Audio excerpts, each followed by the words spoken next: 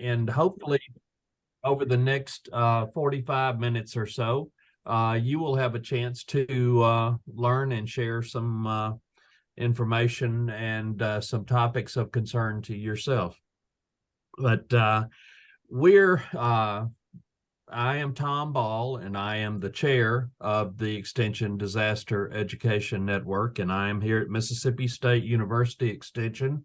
I have been a member of Eden for approximately 20 years, and during that time, I have served on a great many of the committees and chaired some of them as well. But to provide you a little more history, I think that you can thank our former chair, Carrie McKillop, Illinois, for creating, inspiring, and leading these point of contact meetings for the last 2 years. And during her time in office, she found them to be, I think, helpful channels of communication, as well as opportunities to share between and among the leadership of our member institutions. And I would like to again say thank you to Carrie for her leadership in getting this started. And she may be the only one, but I'm a little bit negligent in getting these cranked up. I was supposed to have done this in February or early March, but please forgive me and indulge me just this one time. We look forward to doing this again later in the summer, and then again at our meeting in the annual conference before the conclusion of this year. Let me take this opportunity now to introduce some Eden folks and some fatty Purdue University Extension folks to you. You see emails from them all the time, but you may not see their faces or recognize their voices, and we would like to remedy that at this time. First, I would like to introduce to you our program director, Amanda Bailey Mosman. She is from Purdue University Extension. She is a critical part of our team. She is the program director and offers resources and guidance and information to us. She is a longtime Eden delegate. She is the county coordinator in Herrick County, Indiana, and I have looked over her resume, and I believe she has every certificate for every instructional program that we have ever offered. And many of you may have met her at Grand Rapids. She was at the annual conference there. Maybe you sat beside her or talked with her during a break, but please, Amanda, take this time to introduce yourself, make yourself welcome. Well, thanks so much, Tom. That was a long-winded introduction. Thank you. I don't have much else to say, but yes, I am the newest member of the Purdue Fatty team and the current PI to finish out this grant and also our one-year grant extension. So you'll be seeing emails from me as we move forward. So happy to be a part of this Purdue team and help you guys and close out this Purdue side of the grant and finish strong. So yes, I am only 50% on grant time, and then the other time I'm in Warwick County. I'm the ag agent. So I just appreciate you guys getting me out of 4-H online calls today, since it is May 15th. So thank you. Thank you. And there's sunshine. There's a silver lining to every cloud, right? But we do thank you, Amanda, and appreciate all that you have done, and appreciate your dedication and your direction from Purdue Extension, and look forward to the coming months working with you. I saw Abby, I saw her name pop up. Ab, you say hello to the folks, please, ma'am.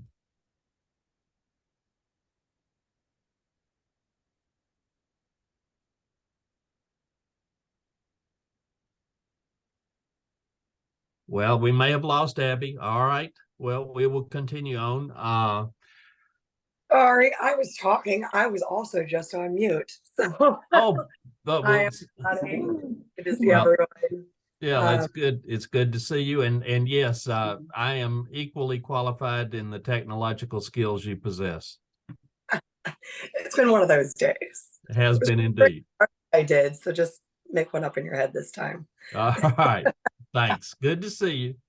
See All ya. right. You that were on the call earlier, I was visiting with Carrie McKillop and have brought her to your attention. She is our former chair, just past chair. Carrie, You're would gonna you make like me come to? on camera, right? Yes, you can come on camera and throw your 2 cents in, please, ma'am. Hey, I'm just glad that we're continuing these. I hope to get to see the point where we have all, how many are we up to, Abby? 70? I don't, all the institution points of contact on it. I think it's vital that we all are communicating the same message throughout our states and engaging as many delegates as possible, because it is really, as some of you who were on earlier heard me mention to Tom, I had 2 more projects thrown at me over the weekend. Those include money. And so regardless of what discipline you're in, there is more and more opportunity for us to do cost recovery and serve our clientele well through disaster and climate change work. So, and I'm going to turn off my mic and camera and back to you, Tom. Thank you. Greg Martin and I were talking earlier, and Greg is chairman of our whole community resilience training and exercise committee. He is serving his first term as chair of that committee and has provided good leadership, as you heard him discuss earlier. Greg, is there anything you would like to add? Or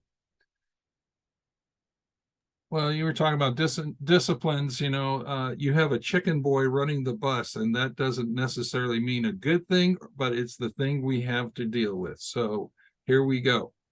I think the best way to describe our group is that, like all good firemen, they practice so that when they have to do the fire for real, they know what they're doing.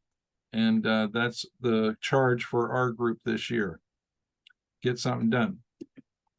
well, your leadership is providing good objectives and rungs on the ladder for us to reach that, and we thank you for your efforts. Well, I appreciate that, Tom. And I just wanted to shout out that we will be sending out a questionnaire to you, the point of contacts. Please do not throw that away. Please take the time to fill it out. It's important. You'll get your parking validated for sure. I promise. If that's not an incentive, I don't know what would be. All right. Serving as our incoming chair of Eden is Dr. Angela B. Lindsay of the University of Florida, IFAS Extension. She's served as the chair of several committees over the past few years and even chaired some special task forces and has coordinated and conducted listening sessions. And she has done things that have helped us in our efforts to help strengthen the national food system security and whole community resilience. And her latest handiwork is the crafting with a great many, her group, the Eden Standard Operating Guidelines that offered us and helped us adopt an accomplishment and goal-based milestones for Eden as an organization. But most importantly, where our favorite title is, she is a hurricane hero. Florida Emergency Management has deemed her so for her efforts after Hurricane Ida, when she spent 96 hours in Fort Myers and helped the folks on Captiva and Sanibel. And she worked in volunteer and donations management, and she helped with EMAC resources in. And so she's a skilled practitioner of emergency management. So please, if you would take this opportunity to visit with our Eden POCs, Dr. Lindsay. Sure. Thank you, Tom. I did not know you were going to say all that. Thank you very much. It was Hurricane Ian, not Ida, although Ida, might be a little, hopefully, a little less, terrifying as Ian was. So, no, I'm glad to meet all of you. And actually, I see some names and faces I recognize. So, and glad everyone was able to join us. And if I can be of any help or any assistance at all, I'm happy to do so. So thanks so much. Thank you, Angie. Eden Secretary Monty Dozier from Texas A&M University Extension is unable to be with us today. He is speaking at this very moment to a general extension meeting. So I promise you, he would rather be here with us than in front of that group in Bryan College Station. But he sends his best regards and wishes everyone continued strength and stamina in supporting Eden programming and the efforts to make the importance of Eden more visible to our individual institutions. Let me take this opportunity to conclude introductions now and turn the program over to our first presenter. Claire Crum is a very important member of the Purdue FATI team that supports Eden. She's the National Communications Director, and she has responsibilities for the website and keeping it up and running and with the most current information that she has. And she secures meeting times and availability for all of our committees, and she responds to questions from either internally from Eden delegates and points of contact or partnering agencies that Eden works with. So she's been a strong foundational bedrock for us. And Claire, we appreciate all of your efforts. And now, if you would lead us down this presentation about Eden and its origin and its efforts today. Of course. Thank you, Tom. First thing, I'd just like to make a note that this meeting is being recorded. And I would also like to encourage anybody and everybody to drop your name and institution in the chat, just so we can get to know some of our new POCs and reintroduce ourselves. And I'm going to share my screen. All right, can everybody see that? You're still in slide mode instead of Yes, presenter. there it is. Yep. There we go. Okay. Beautiful. Okay. So I just have a brief introduction to Eden to go over. I know this will be review for a lot of you, but it can't hurt. This presentation is up on the website as well. So if you ever want to go back and look it over, please feel free. Okay, so basic information. What is Eden? Eden is the Extension Disaster Education Network, which is a collaborative multi-state effort by cooperative extension services from across the country to improve the delivery of services to citizens affected by disasters. Eden's mission is to reduce the impact of disasters through research-based education. We carry out this mission through our networking Eden delegates and other extension professionals involved in Eden, as well as by providing timely, credible information to those in need, by connecting with federal, state, and local agencies and organizations, by anticipating future disaster education needs, and by serving communities in times of disaster, obviously. So the conception, development, and growth of Eden was a direct result of lessons learned by the land grant system during the catastrophic flooding of the Mississippi and Missouri rivers in 1993. Based on these lessons learned, it was obvious that the land grant system would have an ongoing expectation to be involved locally and nationally in emergency management. So Eden was originally formed as a North Central Region Disaster Reduction Group. This group received support to develop a proposal for special funds to build on the lessons learned during the flooding from the Cooperative State Research Education Extension Service, which was formerly CSREES, and now we know it as USDA, National Institute of Food and Agriculture. So some of the questions that were asked to help identify the mission for this group was, how can we share resources that we already have that apply to current disasters? What resources are available or missing that could be used? How can we provide training to Extension staff members in emergency management? How can we promote scholarly research and efforts to support Extension? And where can we go to find funds to support these efforts as well? So since 2003, NIFA has provided Eden with funding from the Food and Agricultural Defense Initiative, FADI, to support coordination and communications, web development, web maintenance, curriculum development, training, and resource development for Eden. So Purdue University has managed those funds on behalf of Eden, and the award was competitively granted under a 4-year agreement, most recently to Purdue in 2018. Eden currently has formal partnerships with the USDA and NOAA, and these formal partnerships allow regular collaboration on projects and programs and the opportunity to offer active support. Eden is an alliance of land-grant extension services. This includes 1862s, 1890s, 1994s, Hispanic serving institutions, and NOAA Sea Grant programs. So it's these institutions rather than individuals that are considered the members of Eden. Affiliate membership is open to any individual, organization, institution, or agency that is not from an Eden institutional member, most commonly not part of a land-grant system. And Eden currently has over 90 member institutions and affiliates as of the beginning of this year. Okay, now for some of the good stuff.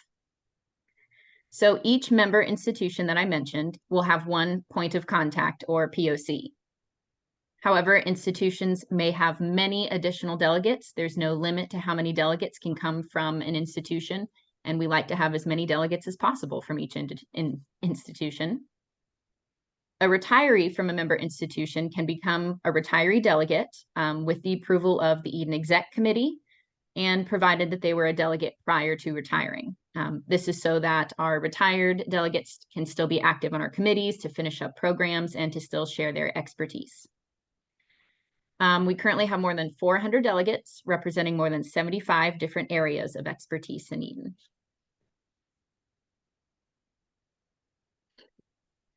So some important notes for today, especially. Any delegate can become the POC or point of contact for their institution with the approval of their administrator or institution director. So the point of contact is mainly responsible for being the program's main contact with Eden and communicating on behalf of the network to fellow extension professionals at their institution, representing the program in Eden elections and providing general leadership. So POC helps to identify and encourage new delegates, spread information, and promote and represent Eden throughout the year. So some responsibilities of the POC include, as I mentioned, serving as a primary conduit of information in the network, ensuring the state information on the website is accurate, communicating information and issues of interest to colleagues at their institutions, and actively encouraging new delegates to participate in Eden committees and projects. And to best achieve these responsibilities, some best practices include knowing your delegates and communicating regularly. So knowing their expertise, knowing their background, knowing how they might serve, what projects and programs they're working on. Sharing resources and materials with Eden. Familiarizing yourself with the website so that you can share the resources and materials that are already on the website. And staying up to date with Eden functions such as conference, committee calls, programs, etc. Okay, so I've mentioned our committees a couple times. Eden has 8 active standing committees. They include 4-H and youth development, agriculture, community and economic development, exercise and training for disaster resilience, family and consumer sciences, professional development, marketing and membership, and natural resources. So these standing committees are essential to Eden achieving its goals. Standing committees are voluntary and are open to any Eden delegate, retiree, or affiliate to join. You can join regardless of your area of expertise. Even if your expertise might be in agriculture, we still encourage you to join the marketing and membership committee and to share your expertise and always bring new set of eyes to any project we might be working on. So all committees meet once a month via Zoom to discuss committee projects and programs. Committees are chaired by elected Eden delegates who serve 1-year terms and oversee meeting agendas and committee projects. So some examples of committee projects could be developing a survey for the network to gather exercise needs, like Greg mentioned earlier. Developing webinars, designing handouts and marketing resources, designing professional development and train the trainer activities, and hosting guest speakers to discuss important and relevant topics. So Tom already mentioned a little bit about our leadership. Our leadership includes the executive committee, which is composed of the Eden officers, Eden support staff, Eden committee chairs, and our NIFA, Sea Grant, and ECOP liaisons. Eden officers include the chair, chair-elect, and secretary, all of whom serve a 2-year term. The next officer election will take place at the 2024 Eden Annual Conference, which POCs do get to vote at. And Eden support staff are funded by the USDA, NIFA, Food and Drug Initiative, and are ex officio to Eden Executive Committee. So that would include myself, Amanda, and Abby. So some of the resources offered on our Eden website will include curriculum publications, toolkits and planning guides, webinars and manuals, fact sheets and checklists, plus so much more.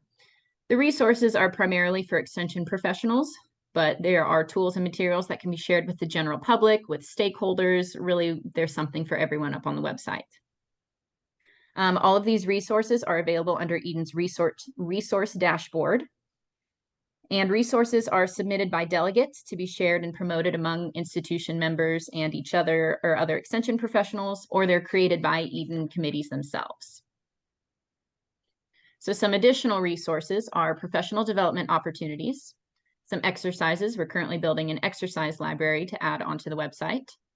Grant funding opportunities. Eden offers an Eden Development Grant, which were just submitted for 2023. These grants have helped support numerous programs across the country, most recently a large animal rescue training at Texas A&M. And then, of course, networking and collaboration opportunities, which are our most valuable resource. Sharing valuable experiences and advice with others who may need it allows greater preparedness and planning, as we all know, as well as sharing materials and just generally improved efforts together. So really quickly, one of our best networking opportunities is our Eden Annual Conference. Our conference is hosted yearly in rotating regions. By having it in rotating regions, there's an opportunity to experience some disaster training that you may not be used to, and you can apply to your own regional disasters. Our conference includes educational excursions, keynote speakers, poster and project presentations, networking opportunities, of course, and then professional development and training opportunities. And this year, our conference is going to be held in Savannah, Georgia, from September 26th to 29th. Hope to see you all there, of course. So our website has all of our resources on the resource dashboard. It houses our directory where you can check to see your member institution delegates. It has our latest news and any more information you might like to find about Eden. Please check our website or contact me if you have any questions. All right. Thank Tom. you, Claire. And as Claire offered, this would be a time now that we would be open to any questions that you may have.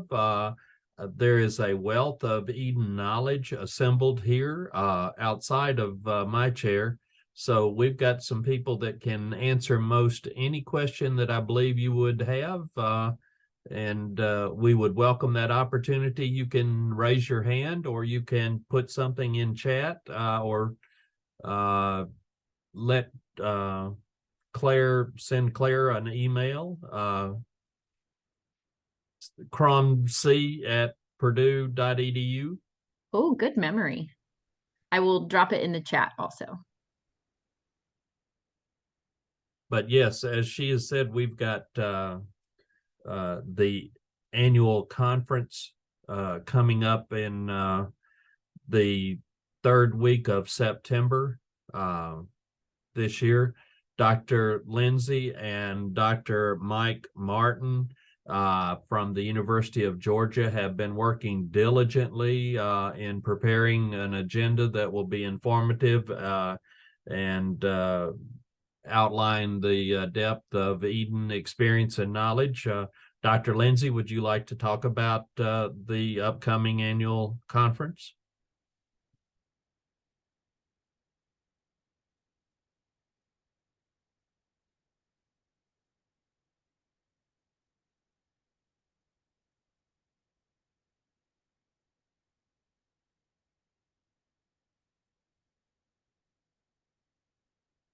Well, Dr. Lindsay is tied up apparently, but I will brief you with what I know about the conference. We have, excuse me, she is here, Dr. Lindsay. Sorry.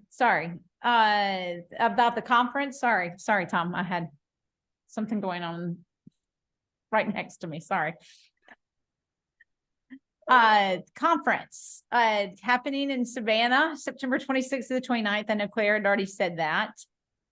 We have got some speakers that we're starting to line up, as well as potential professional development on that last day. And should be a great conference. We were there first week in May, and it's a great location. Lots of, I mean, if you've been to Savannah before, everything's pretty much within walking distance. And so it should be a great time of the year, and everybody cross your fingers for no hurricanes. So what did I leave out, Tom? Well, it is going to be an excellent educational agenda. We are going to have speakers from federal agencies and from USDA NIFA as well. We're going to have a capstone speaker that I believe many of you may be aware of his name. He is a former FEMA administrator. We've got a NOAA representative that is a excellent speaker, and he will talk to us about many things, including climate vulnerability and events related to the seasonal impacts of the storms that we face. We've gotten approximately 20 breakout sessions, from drought to natural disasters to COAD development to working with new audiences for 4-H. We've got poster presentations that will be of special interest, and those deliveries will be spread throughout the conference. But we do anticipate a great time and a very educational session during our time in Savannah.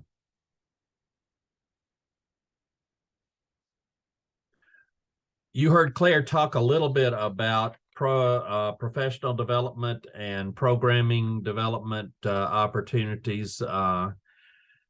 When the executive committee and the FATI team met in our executive midwinter conference in February, we came up with critical focus areas that we believe that Eden should attempt to be solid and progressive in distributing, disseminating information on a timely basis about. One of those is the food system security, agri-security, biosecurity support for small producers, farmers, ranchers, growers, processors to help stabilize and ensure the stability of our supply chain. And that's one of the critical areas that the executive committee pointed out that we needed to do more research and have white papers and professional material available for dissemination. Cybersecurity was another of the areas that we determined to be critically important. And this is for small farmers, producers, processors, growers, but for their communities as well, because those people thrive and live and are a part of those communities, and that cybersecurity needs to be broad and umbrella approach to protecting normalcy on those farms, ranches, but in that rural area as well. So we want to have the cybersecurity understanding and awareness that can help maintain operational biodefense capabilities at that lowest possible level to combat the threats. And it's no surprise hearing what we talked about for the annual. Steve, I have not read those papers. Those papers are in the hands of the Fatty team at Purdue. And Steve asked, was seafood aquaculture included? And I don't know, but I will pass that along to the Fatty team of your interest. Thank you.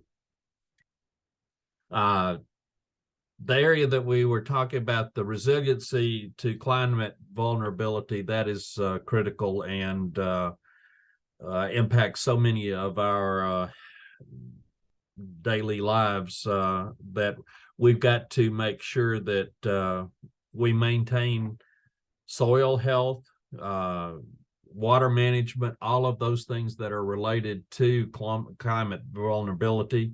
I believe that there were pretty in-depth proposals submitted on this, and so they're wanting to focus on preparedness in this working group, and so I'm excited to see what comes out of the review panel.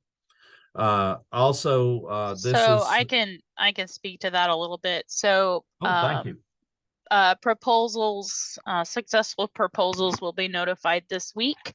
And I am excited to say, and I feel it's safe to share, that we did have proposals that supported all 5 of those critical focus areas. So we'll be awarding those in each one of those areas. And I'll get those emails out later this week. Thank you, Amanda. Thank you. And the final point, we wanted to ensure that Eden is probably a sticky point, a joining together, a collaboration hub. There are more sophisticated ways to describe it than I just did, but we want to latch on to the research efforts that are a part of our institutions, our land-grant institutions, but also make sure that our extension efforts in agri-security and biodefense, emergency preparedness, response recovery, that those are melded together and that we have a chronological as well as a discipline library that can make it easier to study how things have been done, what we have changed, and what lessons were learned during the review of our efforts.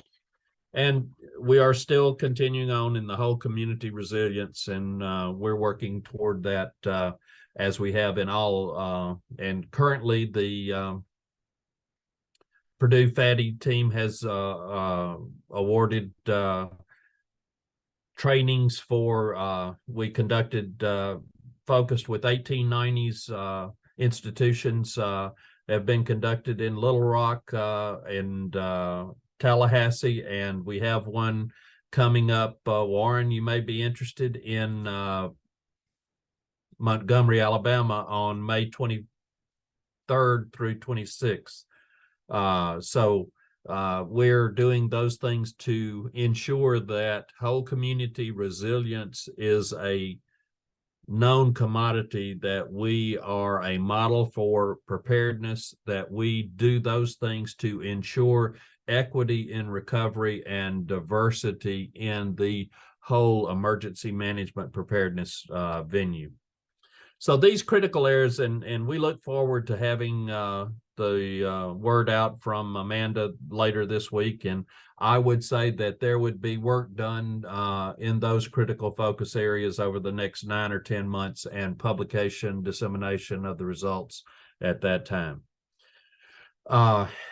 So I would like to now call on Dr. Lindsay.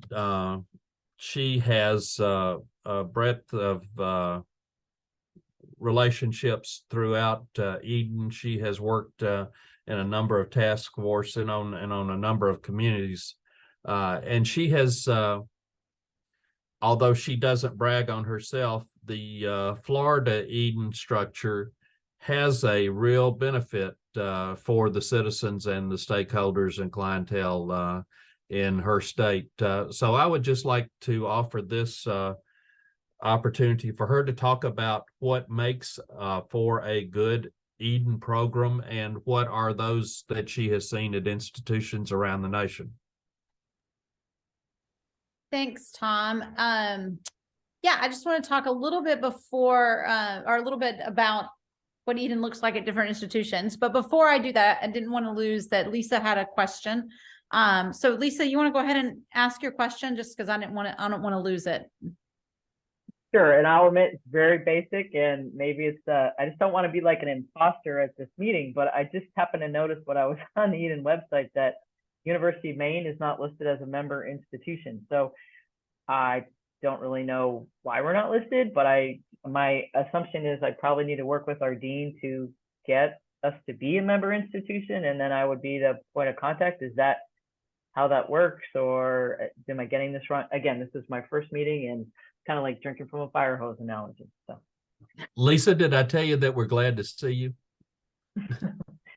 good to see you guys too. So Absolutely. We're glad to have you. And yes, after this meeting, if you would forward your information to Claire so she can add it to the directory so that we can have full inclusion for your institution.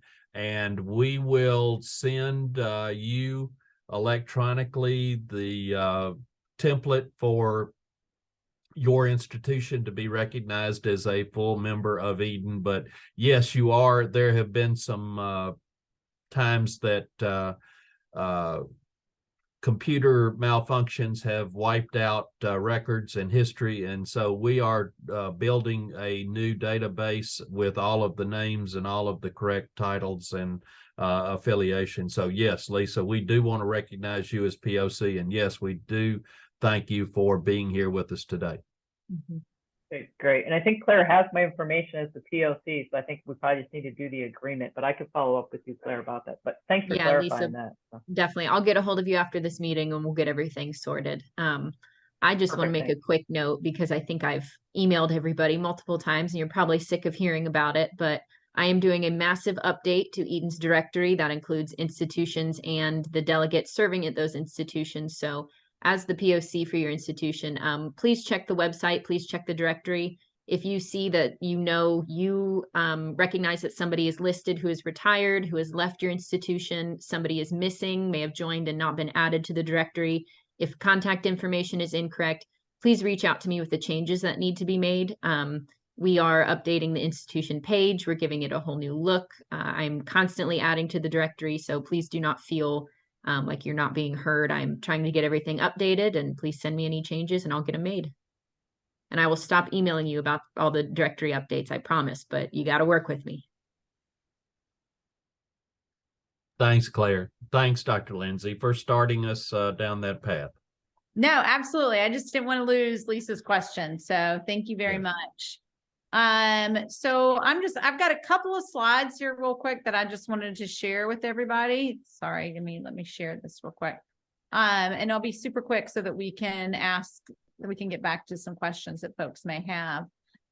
So just real quick, kind of what does Eden look like at different institutions? And so Tom had mentioned Florida, but I also kind of want to touch on some of the others, and then I want to open it up for others to speak as well. So role of extension in disasters can be very different depending upon what state you're in, depending upon what types of disasters you have, depending upon what program areas you may have. But they are basically at all levels of the hazard 4-phase model, including that mitigation, preparedness, response, and recovery. Some of our extension agents we know, and many of our states are first responders in a lot of cases.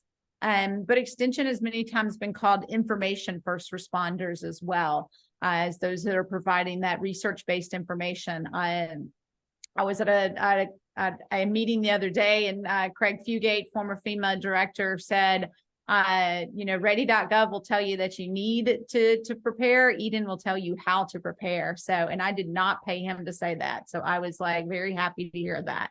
And we also are very involved in long-term recovery also.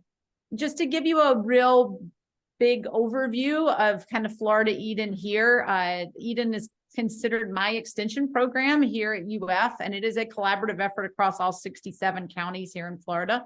We have 3 points of contact here in Florida, including myself, and then Kimberly Davis with our 1890 institution, our sister 1890 institution with Florida A&M University. And then we also have one Sea Grant representative, Maya Patterson, as well. So we actually have all 3 of us working together. Our work aligns with Eden's work. We also have a monthly newsletter. We have about over 20 delegates. That's actually growing, which we're happy to see. We do work at the internal management during disasters, and then I am deployed as the state liaison for Florida Extension, Institute of Food and Agricultural Science Extension, and our State Department of Agriculture as well. So I do have some internal and external management duties involved with that. But other teams and other institutions have different ways of doing it and different ways that they do Eden in particular, their institution as well. I know that Mississippi State has strike teams. I know University of Georgia has strike teams. Texas A&M and Monty Dozier and have strike teams, and he is deployed many times throughout the country with Texas A&M strike teams as well. And Texas A&M actually has the state emergency management within their extension, so they are very busy and very integrally involved within their state response and recovery missions as well. Many of our institutions are involved in communication efforts, which includes that program development, but also the information that's built on preparedness, mitigation, the response and recovery, that 4-phase method. And then curriculum development too, which you can also find some of those awesome curriculums that have been developed on our extensiondisaster.net website as well. And some great resources and some great tools that are developed for folks within their own state, but then they're shared nationally, which is the beauty of the network of being able to share some of those resources across state lines, which has been really beneficial for I know for us here in Florida. So now I know there's some folks on here that have been involved in Eden for a while. So I would love to open up the floor to kind of tell us others and tell some new folks, like, what does Eden look like at your institution? Carrie, I may put you on the spot to have you start, because I know that you would love to talk about that. Gee, thanks, Angie. Yeah, in Illinois, we don't actually do first response per se, but we are very active in the other 3 phases of the disaster cycle. One of Eden's newest resources, myself, Abby, Russell Medley, Lisa Torrance, Connie Burnham, and Sonny Cochran worked together and put together a COAD manual for many of you.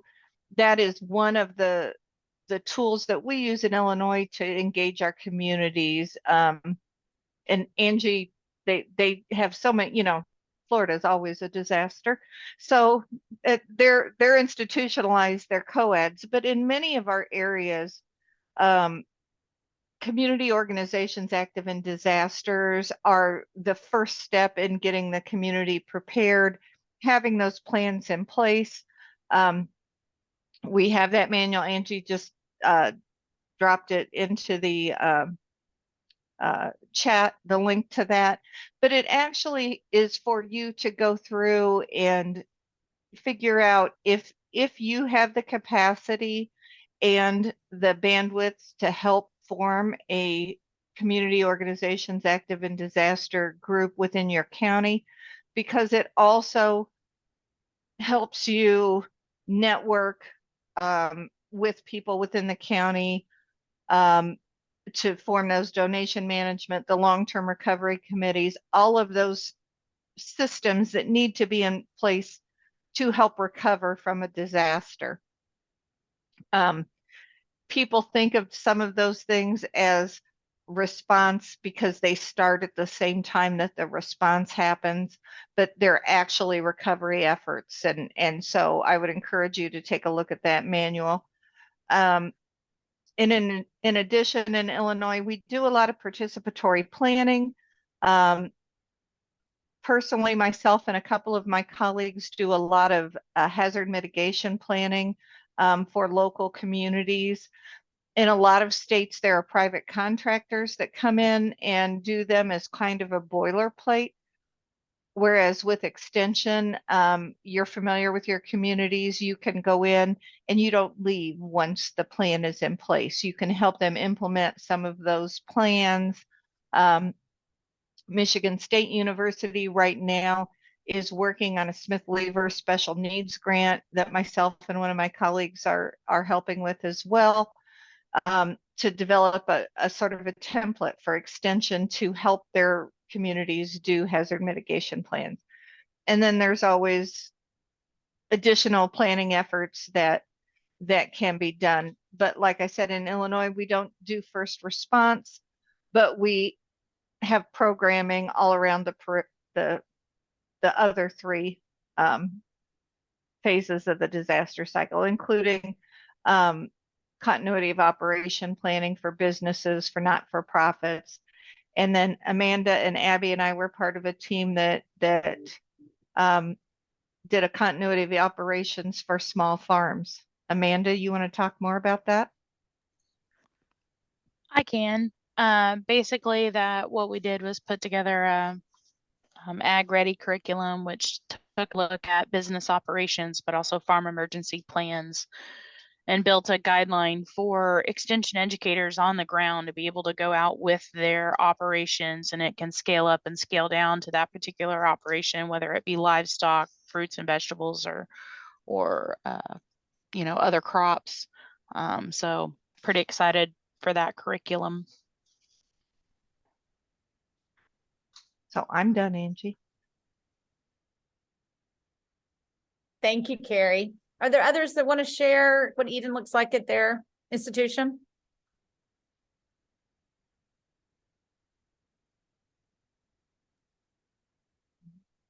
I can share, Angie. Thanks, Sonic. Hi. So Nebraska's Eden, officially the team was set up in response to the 2019 year of disasters. So we have an organizational structure that is spread out across the entire state with colleagues that represent various program areas. And the nice thing about that is that not only are we learning about all those phases of disaster from our colleagues in those program areas, but we serve as a conduit for our colleagues in the field when something happens.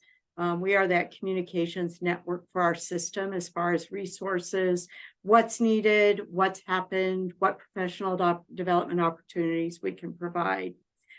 So it's terrific. And the nice thing is that we're able to look at National Eden and Heartland Eden, and maybe Connie can talk about Heartland Eden. That's a little bit different regionally, in opportunities to provide additional professional development for our extension folks as they make these connections, dealing with all the phases of disaster.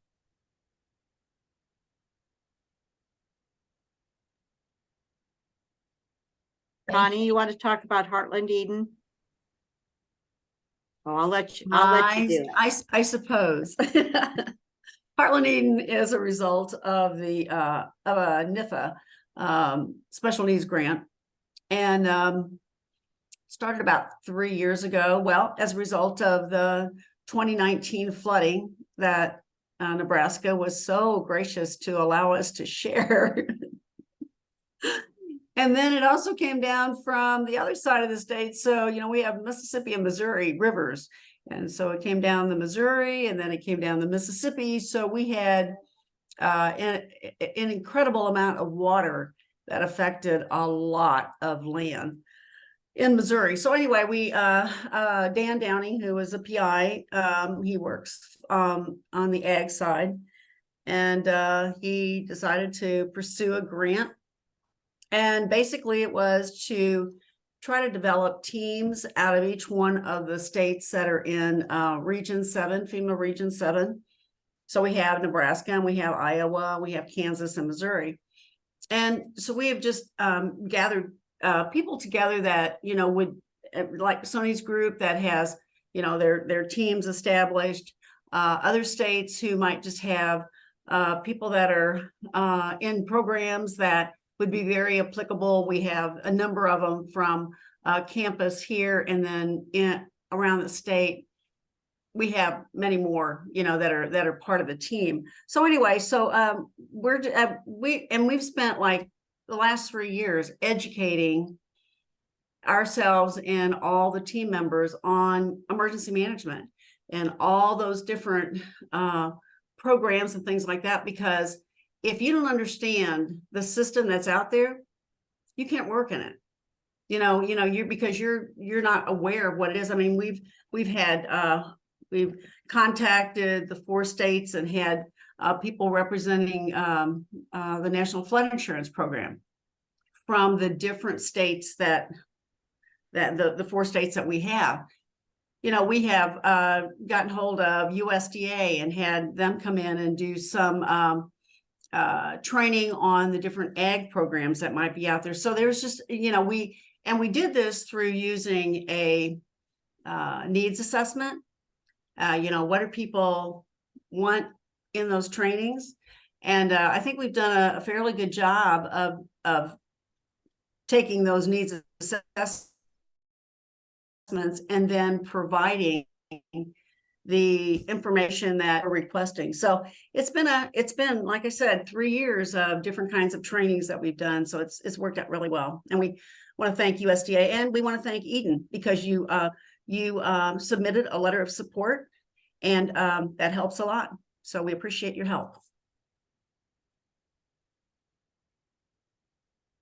Well, certainly, Connie, that is one of the things that Eden does, and one of the things that the executive committee, the officers, we're glad to do that, because the efforts of Eden can only improve, can only grow in importance, can only grow in recognition by the expansion and delivery of that critical information resources by as many of us as possible.